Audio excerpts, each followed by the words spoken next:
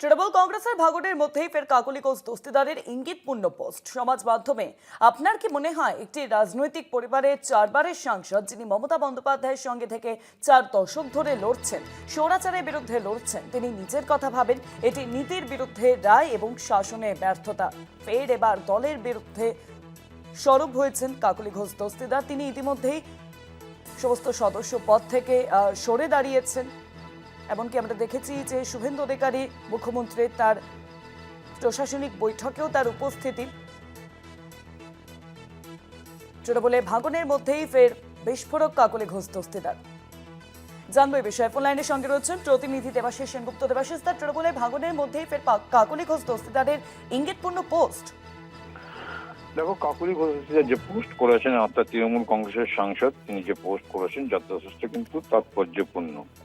এই পোস্টের মাধ্যমে তিনি একদিকে যেমন তার দলের যে সমস্ত নেতৃত্ব আছে তাদেরকেও যেমন তিনি বার্তা দিয়েছেন, পাশাপাশি রাজনৈতিকভাবে একটা বড় বার্তা বলেই মনে করছে রাজনীতি বিশেষজ্ঞরা। তিনি তার সমাজ মাধ্যমে যে পোস্ট করেছেন তাদের লিখেছেন, আপনি কি মনে করেন একটি রাজনৈতিক পরিবারের সদস্য, 4 বারের সাংসদ, যিনি মমতা ব্যানার্জির সঙ্গে থেকে 4 দশক ধরে স্বৈরাচারের বিরুদ্ধে লড়াই করেছেন, তিনি নিজের স্বার্থের কথা ভাবেন? এটি আসলে নীতির বিরুদ্ধে রায় এবং শাসন ব্যবস্থার প্রতিফলন, ব্যর্থতার প্রতিফলন।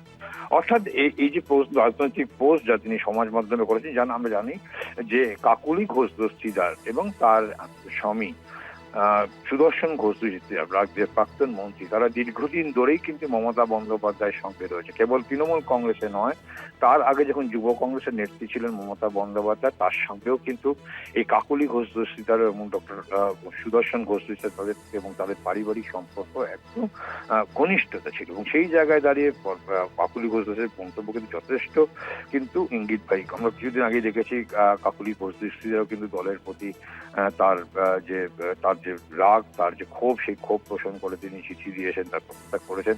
এবং এখন রাজনৈতিক সূত্রের খবরে ইতিমধ্যেই দেখা যাচ্ছে এই যে পোস্ট, এই পোস্টের মধ্যে কি তৃণমূল কংগ্রেসের সাংসদদের মধ্যেও কি কোনো রকম, যেমন আমরা দেখেছি পরিশুদ্ধ দলের মধ্যে একটা ভাঙন ইতিমধ্যেই। বিরোধী দল হিসাবে যাকে তৃণমূল কংগ্রেসের পক্ষ থেকে যার নাম পাঠানো হয়েছিল, সেই শোভনদেব চট্টোপাধ্যায়, তার নাম বাদ দিয়ে সেখানে ঋতব্রতরা নতুন করে একটি পরিষদ দল তৈরি করে তারা কিন্তু সেখানে যেমন বিরোধী দলের নেতার পদ পেয়েছে। ঠিক সেরকম হবে কি আবার সংসদের ক্ষেত্রেও কি এমনটা হতে পারে? এমনটা কিন্তু রাজনৈতিক জল্পনা, কারণ আগামী ইন্ডিয়া জোটের বৈঠক। সেই পোস্ট থেকে কি তাহলে ইঙ্গিত মিলছে যে সংসদীয় দলেও ভাঙন? দেখো, একদমই সেটা রাজনীতিতে সবটাই কিন্তু শেষ কথা বলে কোনো কিছু নেই, সবটাই সম্ভব।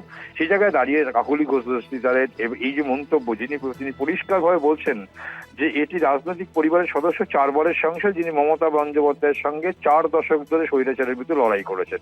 এবং এবং তিনি কি নিজের স্বার্থের কথা ভাবে, এবং তিনি বারবার করে যেটা বলছেন নিজের স্বার্থের জন্য না, অর্থাৎ সামগ্রিকভাবে দলের স্বার্থের কথা ভেবেই কিন্তু মানুষের কথা বলি। তাদের যে সাংসদের যে কার্যকরী ভূমিকা, সেই কথা ভেবেই তারা কিন্তু এরকম সিদ্ধান্ত নিচ্ছে। এবং এটা যদি আগামী দিনে দেখা যায় যে সংসদীয় দলেও আবার ভাঙন, তাও কিন্তু অবাক হওয়ার কারণ নেই। কারণ রাজনীতিতে কোনো জিনিসই অসম্ভব নয়, সব জিনিস সম্ভব। কারণ আমরা দেখেছি কাকলি ঘোষ দস্তিদার যেভাবে তার ক্ষোভ প্রকাশ করেছিলেন এবং তিনি যেভাবে চিঠি দিয়ে জানিয়েছিলেন তার দেখেছিলাম যে তিনি যখন দলবিরোধী একাধিক মন্তব্য করেন, তারপরেই কিন্তু তিনি আমরা দেখেছি যে বারাসাত জেলা সাংগঠনিক সভাপতির পদ থেকে ইস্তফা দেন, একাধিক পদ থেকে তিনি ইতিমধ্যে ইস্তফা দিয়েছেন, এবং তারপরেই তাঁর এই ইঙ্গিতপূর্ণ পোস্ট।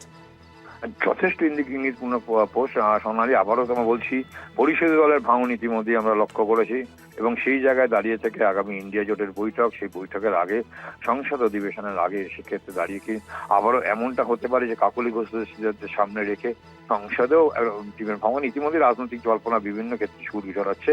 এবং সেই জায়গায় দাঁড়িয়ে থেকে দেখা যেতে পারে, এমনও হতে পারে যে সংসদীয় ভাঙন হতে পারে, এমনটা কিন্তু মনে করছে রাজনৈতিক বিশেষজ্ঞ। এবং সেই জায়গা থেকে এই পোস্ট, কাকলি ঘোষ দস্তিদারের পোস্ট, যিনি ব্যক্তিগতভাবে, আবারও বলি ব্যক্তিগতভাবে, মমতা ব্যানার্জির সঙ্গে দীর্ঘদিন ধরে প্রায় 4 দশক ধরে রয়েছে।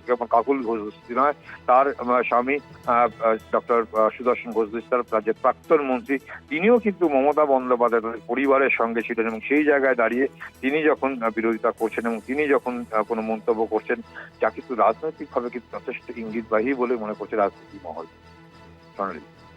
দেবাশিস দাবি, শুভাঙ্গী, অনেক ধন্যবাদ তোমায়। ফোন লাইনের সঙ্গে ছিলেন প্রতিনিধি দেবাশিস সেনগুপ্ত।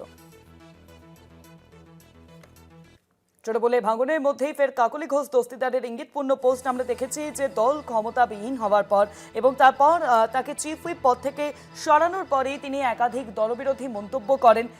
বারাসাত জেলা সাংগঠনিক সভাপতি পদ থেকেও তিনি ইস্তফা দেন। আর এবার তিনি ফের দলের বিরুদ্ধে সরব হয়েছেন। এক্স হ্যান্ডেলে তিনি পোস্ট করেছেন।